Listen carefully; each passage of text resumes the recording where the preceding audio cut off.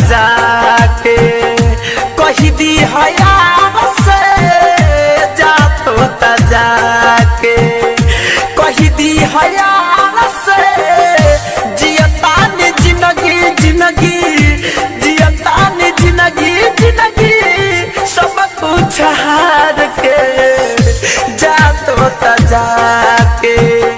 कही दी यार से जा तोता जाके मैदान से ठहर के नहीं जाता जो बीत गया वो गुजर के नहीं जाता वो ये खींचे तो नहीं सर जा जो दिल दूर है जो दूर है वो दिल से उतर के नहीं जाता। जय मां बनशक्ति रिकॉर्डिंग स्टूडियो लाल बेटिया।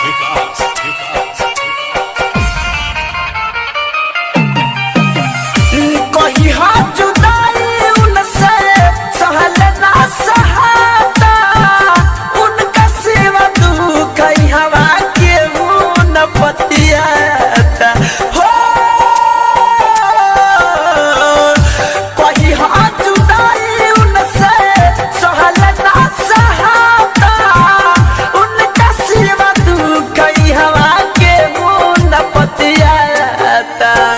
पागल हो के भटकतानी पागल हो के भटकतानी तोहरे हो प्यार से जा तोता जाके कही दी यार से जा तोता जाके उन गलियों से जब गुजरता तो मंजर दिखा दर्द था मगर वो दिल के करीब था जिसे हम ढूंढते रहे अपने हाथों के लकीरों में वो किसी दूसरे की किस्मत किसी और का नसीब सांस पलक के बसली हमारा शरीर में शायद उनका प्यार ना लिखल रहे तकदीर में हो सांस पलक के बसली हमारा शरीर में शायद उनका प्यार ना लिखल रहे तकदीर में बेवफा न बेवफा न रहल प्यार के नूर जा तोता जाके कही दी यार से जा तोता जाके।